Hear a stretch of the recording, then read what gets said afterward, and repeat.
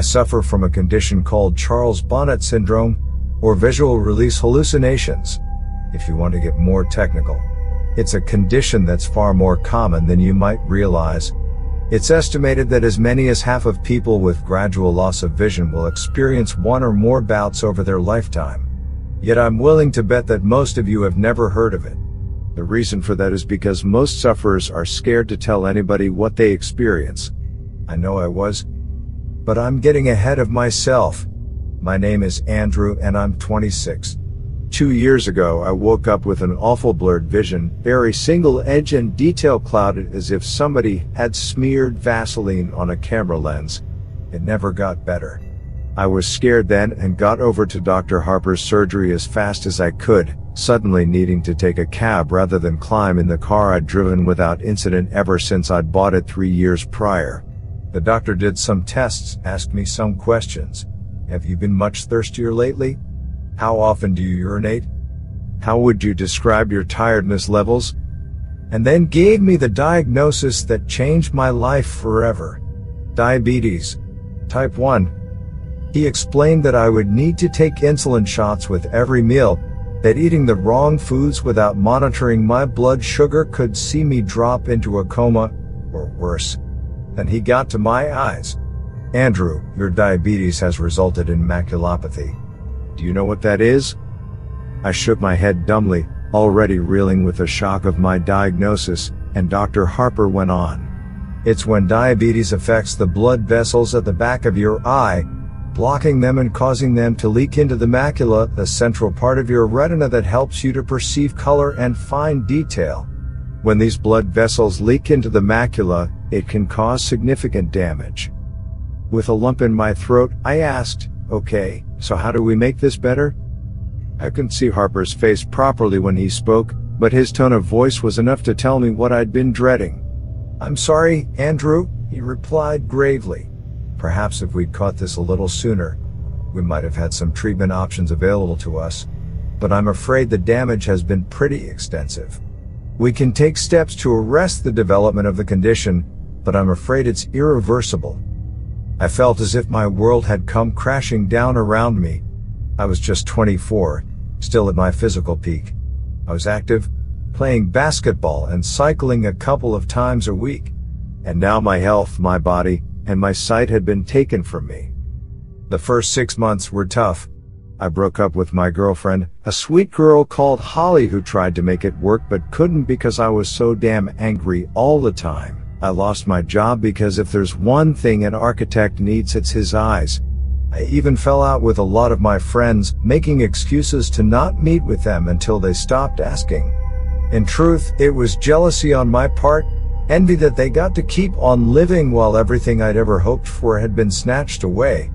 I became a recluse, never leaving my apartment, barely bothering to wash, shave, or get dressed each day. I was so sure that my life was over, I stopped even trying to live it. I was an asshole. It took me a long time to realize this, but in the end, it was the nurse assigned to visit me at home, a tall, no-nonsense, an experienced woman called Lois, who brought this to my attention. "You're an asshole," she said. "What?" I gasped, shocked at her language. "So you've got diabetes. Do you know how many people do?" she asked.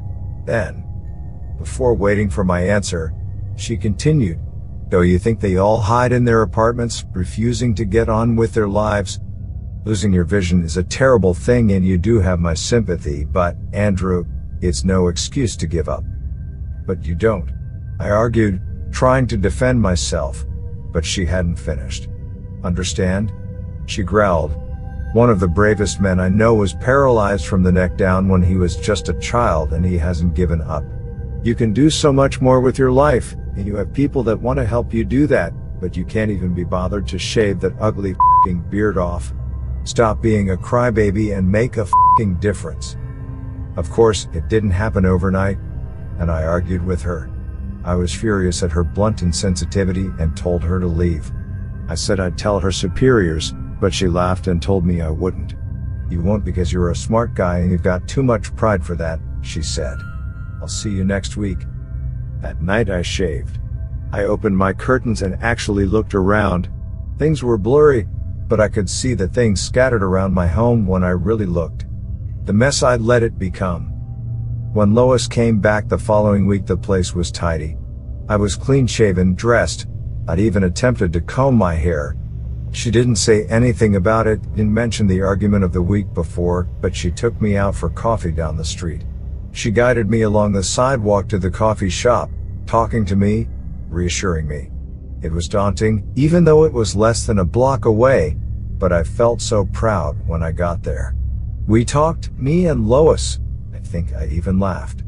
Afterward, she walked me home. Then, when she helped me back inside, she said, "It's nice to meet you at last, Andrew." That day was the beginning of my new life. I moved to a new apartment, a ground floor place, and joined a group of other young people with visual impairments. I made friends. I got out every day, even if it was just a short walk, but I made a point of seeing what I could of the world. I bought what I could, but the Sawyers, the old couple that ran the local store, would bring my groceries by once a week. Clark's a gruff old coot, so he refuses to coddle me, and he's told me that he respects me for being like I am, for maintaining my independence, for not giving up. From a guy like him, it's one of the sweetest things I've ever heard. Things were going so well. And then, 1 year ago, it started. I walked into my living room, a mug of coffee in my hand, and I saw a Victorian funeral carriage stood right there on my rug, complete with two huge, proud horses in full livery, adorned with long black plumes in their bridles. They stood perfectly still, while the driver, a small bearded man in period costume and a top hat, fidgeted with the reins and peered at me expectantly. Bizarrely, they were far clearer than the usual blurry shapes that I could see. I damn near pissed my pants. I dropped the cup, spilling scalding hot coffee over my bare feet, jumping backward with a cry of pain and alarm. When I returned my attention to the horses and carriage back in the room, they were gone. At that moment I wondered if I was going mad. Apparently, most of us do, which is understandable. How would you feel if you'd seen that exact same sight in your home? Unless you're Jack the Ripper, I imagine many of you do not have a coach and horses just laying around. I certainly didn't. Eventually, after much quiet swearing to myself, and more than a little self-delusion, I managed to convince myself that I had not seen what I thought I had, that it was merely a very vivid daydream. This seemed to work, and I got on with living, even if I entered that same room a little more cautiously in the days that followed. Finally, I forgot about it. 2 weeks later, I saw a giant, floating, swirling, orange ball in my bathroom. I damn near pissed myself again. I stood staring at it, this bizarre, rotating, levitating globe that was a little larger than a beach ball, hanging in midair over my tub, open-mouthed for a full 10 seconds, before finally screwing my eyelids tightly closed and whispering to myself, "That isn't there. That isn't there." After 5 seconds, I opened my eyes again. It wasn't there. Have you ever had cause to doubt your own sanity? To wonder whether what you perceive is truly there, or if your mind has betrayed you? Honestly, compared to the loss of my vision, the prospect of losing my wits was so much more terrifying. I'd fought against adversity and took pride in the fact that I am not just a survivor, I'm somebody who is living his own life. How could I do that if I was insane? I barely slept that night, and I remained jumpy for days afterward. Any sign of movement or any unfamiliar shape would set my pulse racing, would cause me to doubt whether it was truly there. It was the toughest time I'd ever been through, worse even than that time after I was diagnosed with diabetes. At least when Dr. Harper had told me about diabetes, I had a definitive prognosis. I was given facts by a medical professional. My affliction was physical, it had a name, and most important, it had a treatment plan. This was something else. My own mind had turned against me, my senses and perception of reality had become twisted and unreliable. It's only when you're in that position that you realize just how terrifying it is. Your senses and the way in which your brain interprets them are your only true defenses against danger. You perceive danger and you avoid it, preventing your body from becoming harmed. But what happens when you can't trust your perception to alert you to dangers that are truly there? Lois picked up the problem first, noticing my skittish manner. She asked what was wrong, if I needed to talk about anything, but I told her no, I was fine but I hadn't been sleeping well. That last part was true, I hadn't been able to sleep a wink. Just the very thought of being institutionalized, spending the rest of my days a sedated, blue pajama-clad zombie in a white room with only the echoing cries of my fellow inmates for a company, terrified me beyond measure. But what was the alternative? Live life as a risk to myself and others? Ultimately, I chose to ignore it. I reasoned that if I was able to function around other people without them realizing what was going on, that was good enough. A full month passed before the next incident, and I really did think that maybe I'd put this whole mess behind me. With every passing day my confidence had grown, so that Wednesday morning I'd stepped out onto the sunny street feeling pretty carefree. Each Wednesday I'd treat myself to a latte down at Joe's, the same coffee shop that I'd visited with Lois. It was a custom that gave me a great deal of pleasure, one that had seen me forge friendships with other regulars as well as the staff, including Joe himself. As I made my way down the street, white stick in hand, I glanced about me, taking in the colors and shapes of the world around me. I enjoyed the feel of the sun on my face and the sounds of the birds singing. It was a good day. Then I saw them. A party of pilgrims, 6 of them, all dressed in settler-era attire, sitting cross-legged on the asphalt. They didn't look at me. Instead, they were engaged in a heated, yet strangely silent, conversation. I froze, staring at them. Still they argued, gesticulating furiously at one another. However, I couldn't hear their angry voices, despite the fact that, judging by their ill temperament, they must be screaming at one another.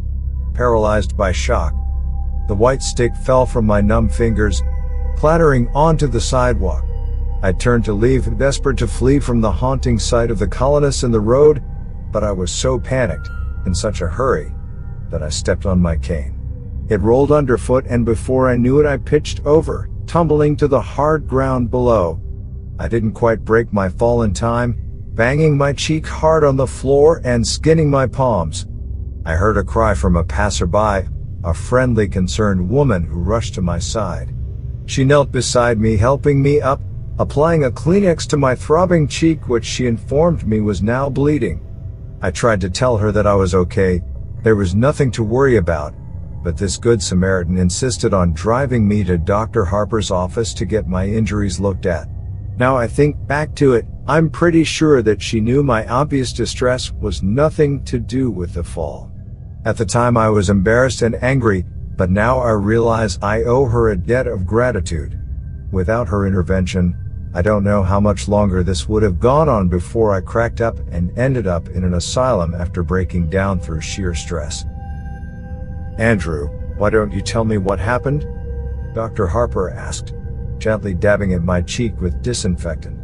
I explained that I'd just lost my balance, that no harm was done, but I think he saw through my feeble protestations to my underlying agitation. He didn't press, he didn't force the matter, he simply asked what might have caused my clumsiness. Then he asked how I'd been as of late.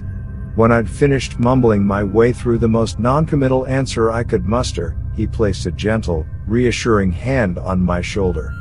Andrew, he repeated gently, why don't you tell me what happened? I burst into tears. I told him how scared I was, how I'd fought so hard for my independence, and now I knew it would be taken from me. He listened patiently, then asked me to tell him why I ever thought that. I paused, then took a deep breath, and thought about it. This was the point of no return. But really, what other option did I have? So with tears running down my cheeks, I told Dr. Harper everything. I told him about the horse and carriage, the orange globe, and the pilgrims. I told him how I'd been living each day in fear, how I was terrified that I was losing my mind. Dr. Harper thought for a while, then he said, Andrew, I don't think you are losing your mind. The sense of relief at that moment was so powerful, it overwhelmed me, rendering me speechless. You say that even though you've seen these things, you've never heard any noise from them? Have you detected any odors or experienced any other physical sensations? such as touching them? I shook my head no, and he patted my shoulder once again. Andrew, have you heard of Charles Bonnet syndrome? He asked. Charles Bone. Who? I asked, confused by this sudden unexpected turn of conversation. Okay, let me explain, Dr. Harper said kindly. Charles Bonnet was a Swiss naturalist who was born in the 1700s. He discovered a curious condition in his elderly grandfather, who was nearly completely blind due to cataracts. The old man regularly experienced visual hallucinations, including random patterns and even people and places. Sound familiar? Yes, I replied, still confused. Am I suffering from dementia? No, Andrew, not at all, Dr. Harper reassured me. Do you know how perception works? In layman's terms, your eyes take in light via the iris and pupil, which is then processed via the retina and translated into electrical signals which are decoded by the brain, which simply organizes these signals into a recognizable image. With me so far? I nodded, finally starting to understand. When the retina becomes damaged, such as those that have undergone macular degeneration, those signals become warped and jumbled, Dr. Harper went on.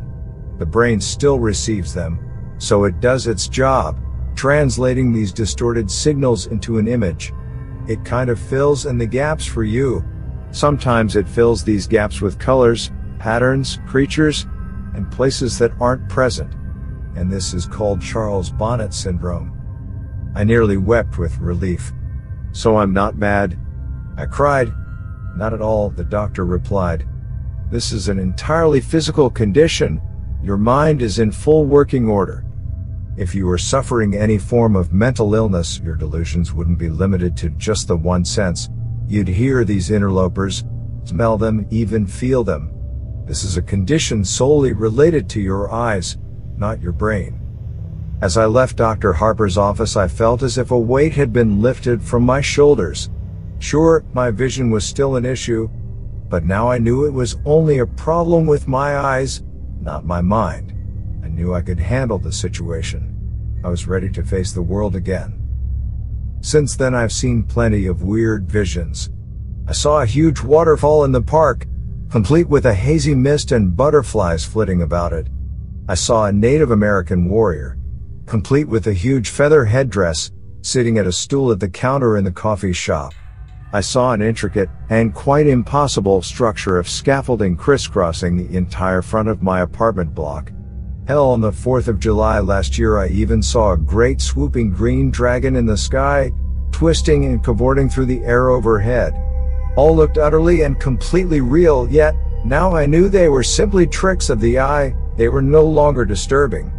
In fact, I actually came to quite enjoy them, even looking at them as unique and entertaining little shows or works of art that existed purely for my pleasure and nobody else's. I came to welcome them. Then, a month ago, I saw her. It was nighttime. It's always nighttime when I see her, and I was just getting ready for bed. I walked into the kitchen to get myself a glass of water and actually cried out in alarm when I spotted the figure in the corner. She was tall, by far the tallest woman I'd ever seen, and even though she stood hunched, she still had at least 6 inches on me.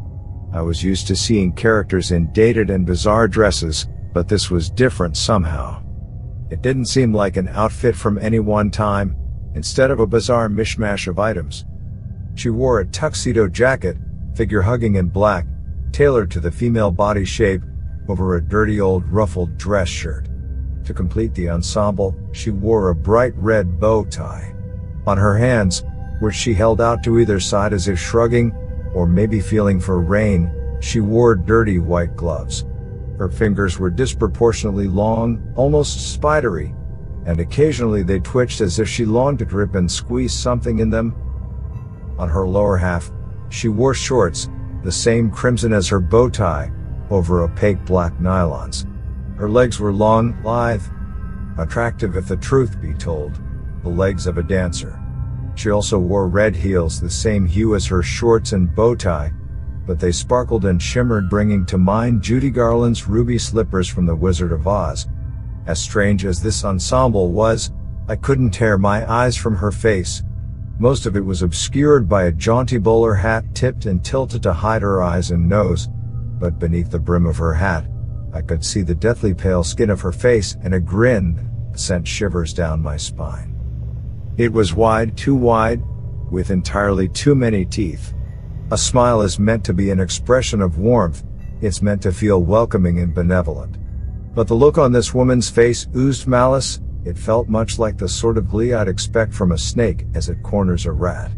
However, the thing that startled me most was that she had a third arm sprouting from her back, curled up and over her head like a scorpion's tail. It was longer than any arm should be, and the hand only had 3 fingers, like a claw. It was pointed straight at me, and as I swore in dismay and stumbled sideways, it seemed to track my movement. I stood staring at the creepy figure for a few seconds, trying to get my head around the situation. She just stood there in the corner, grinning back. Finally, I realized that this was just another of my hallucinations and breathed an audible sigh of relief. One of the tricks I've picked up over the months of suffering from Charles Bonnet syndrome is to break the line of vision toward whichever stimulus is causing my brain to interpret the images into the hallucination. Think of it like restarting a faulty computer, how refreshing the system debugs it. To this end, I close my eyes and count to 5, then when I reopen them, the hallucination is gone. So, as I stared at the horrifying malformed figure in my kitchen, I knew that to make the image go away, I simply had to close my eyes. I'll be honest here, when I counted to 5, I hesitated a little before opening my eyes. If I'd opened my eyes and she'd still been stood there, smiling that wicked smile at me, I think I might have had a heart attack. She wasn't, and I breathed another long sigh of relief, fetched my glass of water, and went back to bed. The tall woman haunted my thoughts in the days after I saw her. She was different from the other visions I'd had. Somehow she felt more real. It was this agitation that my buddy Jason picked up on when we met for lunch the following Friday. Jason was one of those same friends I'd tried to drive away shortly after I lost my vision. Yet he'd refused to give up on me, continuing to get in touch week after week. Good friends are hard to come by, but great friends, the ones who will be by your side for life, are even rarer. Jason, God bless his kind heart, is one of the latter.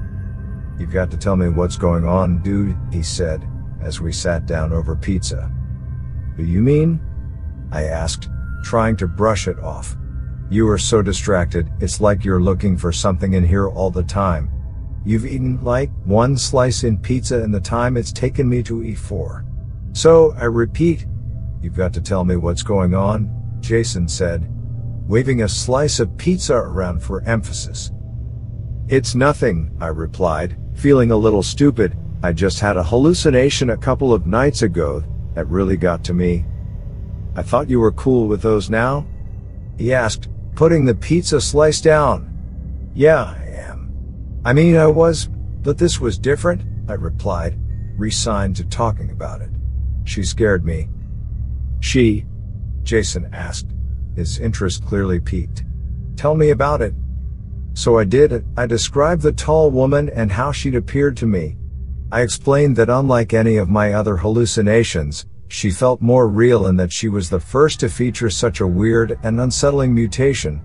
Sure, I'd seen smaller versions of people in the past, a phenomenon referred to as Lilliputian by medical professionals, but the extra appendage and impossibly distorted face were something I had yet to encounter thus far. I think it was that, combined with the unnerving expectant stance, that had disturbed me the most. "So," Jason said after I'd finished, "you say she had great legs?"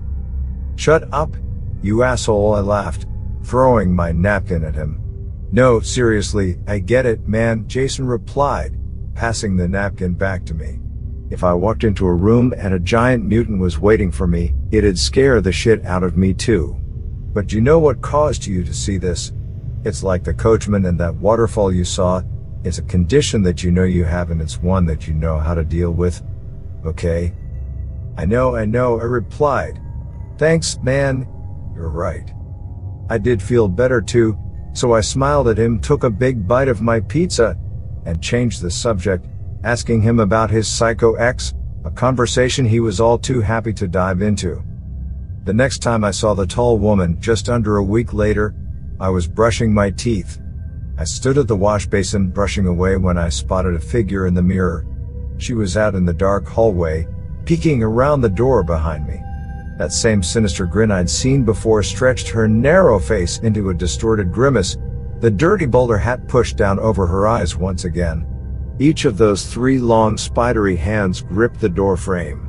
As crazy as this sounds, it felt like she was trying to avoid being spotted. I cried out, spitting toothpaste foam all over the mirror, my toothbrush clattering into the basin. I spun around, my heart thumping in my chest, my breathing ragged in my throat. She wasn't there, of course she wasn't. The doorway was empty. I tiptoed forward, hesitantly, trying to look around the door frame into the hallway without actually sticking my neck out into its shadowy confines. The seconds ticked by as I drew closer and closer. I couldn't see anything, so, finally, with a whisper of self-affirmation, I stepped out of the bathroom. The hallway was empty, as was the rest of my apartment. I was shaken again. This was the first time I'd seen a hallucination in a reflection, and I wasn't even sure that I'd actually seen it. Now as I sit here writing this, knowing what would follow, I think I thought like that to try to protect myself, to shield myself from the truth. I was an idiot. A full fortnight passed without incident. Sure, I saw a flash of color one day, a dancing yellow lightning bolt that zigzagged back and forth on the street outside my apartment, but that was exactly the sort of thing I'd come to expect from my condition. It was exciting, otherworldly, but it wasn't scary, not like she was. In retrospect, that fortnight was blissful. It was a reminder of what life could be like, the existence that I'd carved out for myself since my diagnosis. Life was good. The night that changed the way I viewed the tall woman, last night, I'd been out and had a couple of drinks. I'd met the other guys with visual impairment for dinner and we'd ended up at a bar afterwards. I wasn't hammered, but we got through plenty of beer between us, and by the time I stepped out into the cool night air, I felt decidedly lightheaded. It took me a while to make it home, laughing and talking to a couple of the other guys from our group as we strolled along. It had been a great evening. It's probably the last truly good one I'll ever have. Thought I'd bid the other guys goodnight and, fumbling with my key, let myself in. With swaying steps, I strolled into my hallway, slamming the door a little too loudly behind me. I took off my jacket, hung it on the hook by the door, then hit the light switch. She was waiting at the end of the hallway, all 3 hands held aloft into claws, reaching for me, that same maddening malevolent grin on her pale face. I swore again, louder than ever, actually jumping back a step, recoiling from the impossibly tall and terrifying figure lying in wait in my own home. The tall woman didn't move, she just stood there, staring and smiling at me. I stared back, but I sure as hell didn't smile. Jesus Christ, I muttered under my breath. You know how you can feel a little paranoid after a few beers? That feeling of non-specific post-alcohol dread? Imagine that combined with a giant grinning mutant woman suddenly appearing in your home. Suffice it to say, it was very, very, very uncool. I don't need this, I sighed and closed my eyes. 1, 2, 3, 4, 5. When I opened my eyes, her face was just a foot from my own, grinning wider than ever. She dashed the length of the hallway and now stood so close that her long, grasping arms were either side of me, her fingers twitching and clawing at the air around my face. I could see her chest heaving, as if she were actually laughing silently at my attempts to dismiss her. As if the thought that I could ever be free of her was amusing. I screamed a full-bodied shriek of terror, and actually dropped to my knees, covering my head as if to fend off an expected blow. It never came. Finally, I lowered my hands, gasping for breath, shaking. The hallway was empty, the tall woman nowhere to be seen. I stayed there on my knees for a moment, gasping for breath, then I was on my feet and I turned and ran, out of the apartment, out of the building and into the street. I stood there, shivering, terrified beyond reason, without a clue as to what I'd do next. Finally, I pulled my phone from my pocket and I made a phone call. "Hey Andy, what's up?" Jason asked. "Jason, I need you to come here," I said, sobbing.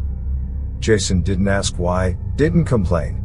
Instead, he simply replied, "I'm on my way." Less than 20 minutes later, his car pulled up outside, and he dashed over to the steps outside my building where I was sitting, shivering. He threw his jacket around my shoulders and asked what happened, his voice filled with concern. "She's in there," I stammered. "The tall woman. She's back." Okay, he said, gently helping me to my feet. "Come on, man, let's go in there and check it out." I wish I could say that I was brave when we went inside, but I'd be lying. I cowered behind Jason, one hand on his shoulder as we made our way through my home. Of course, we didn't find a thing. We're talking a giant mutant woman in a poky little one-bed apartment. Where the hell was she going to hide? Finally, after we'd checked every single room twice, I had to admit that she was gone. "I'm so sorry, man," I apologized, feeling genuinely stupid. "I got scared and..." "I'm sorry, man." "Hey, forget about it, buddy," Jason said. "So I'm here now, where do you keep your booze?" Half a bottle of bourbon later, we were both feeling pretty talkative. "She's, just kind of different, I tried to explain. I get it, he said. "It's like, you saw something bad and you feel bad and, that's bad." He didn't get it. "No, she's different, I explained. "I've never had a repeat hallucination before, and they've never been scary, She's not like the others." "Dude," Jason said, taking another sip of bourbon, "you've got, like Charlie Bonnet syndrome, and that makes you see shit. So." He waved his hands in the air like a magician who'd just performed a trick. I know, I replied. "No, listen, Andy," he said. "It makes you see shit. It's just your eyes. Yeah? You didn't hear anything. You didn't feel anything. This is how that stuff goes. It's your eyes, and I know it's scary, man, but you've been through, like, hell and high water in your life so far. You're tough, one of the toughest, bravest guys I know, and you can handle some creepy hallucination bit." I laughed, I couldn't help it. "She is a very creepy hallucination bitch though, dude." He laughed too and we both took a drink. "That could help," he said finally, his voice thoughtful. "What, drinking?" I asked. "No." "Well, yes, it does," he giggled. "I mean, like, demystifying her. You should give her a name. Something stupid so she's not scary." I've got to say that as much as I like creepy hallucination, that's a bit of a mouthful, I laughed. "Yeah, I get that," he replied. Suddenly something he'd said came back to me. "How about Helen?" I suggested. "Helen Highwater." "Awesome," he said, then raised his glass. "Here's to Helen, buddy." "To Helen," I smiled and drained my glass. Jason spent the night on my sofa, mainly because he'd had too much to drink to even think about getting behind the wheel of a vehicle, but honestly, I think the reason he drank so much was so he'd have an excuse to stay and keep an eye on me. I'm glad he did. Knowing that he was there made me feel safer and I was able to get some sleep. It gave me a sense of security to know that if the strange vision I'd just christened Helen was to appear again, I'd be able to call on him for support. This morning, we both needed support. "It feels like a mill kicked me in the head," he groaned when I made my way into the living room. "Yep," I replied, my own head thumping. "Joe's?" "Joe's," he replied firmly, and staggered to his feet. As we drank strong black coffee and ate muffins, we didn't talk much. Finally, Jason broke the silence. "So, you feel cool now?" he asked, his mouth still full of blueberry muffin. I nodded. "Yeah, I think so." Not still freaked out about you-know-who? He asked. Helen, I replied with a smile. No, I really don't think I am. I reckon I can handle some creepy hallucination. Good, he laughed, giving me a hearty pat on the back. That's cool, man. I bet you can. Now, after a night spent cowering in my bathroom, too scared to go out into my apartment, I know we were both wrong. About everything. Remember how earlier I told you that the thought of being institutionalized, that the very idea of losing my grasp on reality was the most terrifying thing I could imagine? Now I'd welcome that, because the alternative is far, far worse. After breakfast I said goodbye to Jason, and he climbed into his car and drove away. The day passed without incident, and when Lois stopped by this afternoon, she even commented on how upbeat I seemed. You got a lady in your life? She asked, casually. I laughed at that, wondered what she'd think if she knew the truth. Yeah, I chuckled, something like that. Good for you, she sniffed. You make sure you treat her right. That tickled me even more, and I had to bite my lip. Sure, I replied, I'll do my best. Tonight, still a little wiped from the exertions of the previous evening, I decided to turn in early. I brushed my teeth, washed my hands and face, and got changed. Finally, I fetched a glass of water and walked into my bedroom. I climbed into bed and instantly felt so relaxed. Within mere seconds, I was ready for sleep, that sudden overwhelming drowsiness that comes when you've spent a whole day keeping sleep at bay. I decided that resistance was futile and sat up to switch off the light. I nearly didn't see her, but as I reached for the switch, I caught a glimpse of something out of the corner of my eye. My heart leapt into my throat as I turned to the foot of my bed. The tall woman was crouching there, her grinning face staring at me from just beyond my feet. So many teeth. Her long, slender fingers spread out over my blankets, twitching slightly as she gripped the end of the bed. Slowly, excruciatingly so, her third misshapen arm came into view over her shoulder, joining her other hands on my bedding.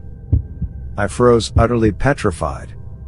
I was at a crossroads here, arriving at a pivotal moment that had been coming for some time. She watched me grinning, as if she was waiting to see what I'd do, cruel amusement flickering across her pale face. But this time I'd had enough. You don't scare me anymore, he said, my voice filled with defiance and anger. I'm not letting you do this to me. I reached across to the light switch. Good night, Helen, I said triumphantly, then flicked it, plunging the room into darkness. I laid there, a sense of tremendous pride surging through me, and I grinned to myself in my warm, comfortable bed, overjoyed at the emotional victory of overcoming my own fear. And then it happened. The thing that led me here, something that turned my blood to ice water, my bowels to jelly. Good night, Andrew, her rasping voice hissed from the darkness.